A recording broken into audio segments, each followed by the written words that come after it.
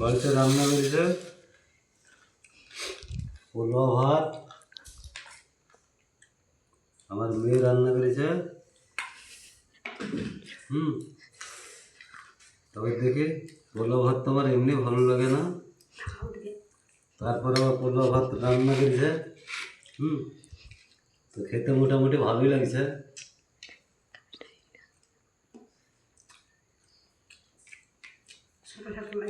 একটু মিষ্টি মিষ্টি লাগছে, আর মিষ্টি তো আমার এমনি পছন্দ না।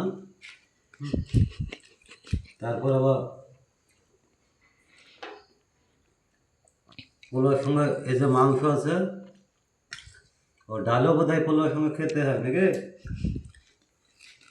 হ্যাঁ, ডালটাও নেবো নাকি? সাদা ভাত আছে।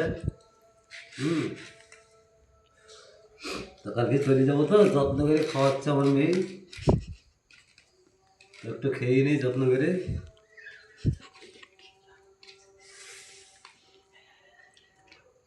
হ্যালো ভাই, বুঝতে পারছেন তো আপনারা? খাও,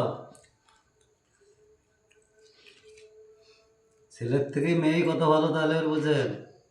ছেলেকে একটা যদি হুকুম করা যায় পিছন কেটে পালাবে, কিন্তু মেয়ে পালাবে না, মেয়ে আদর যত্ন করে খাওয়াবে।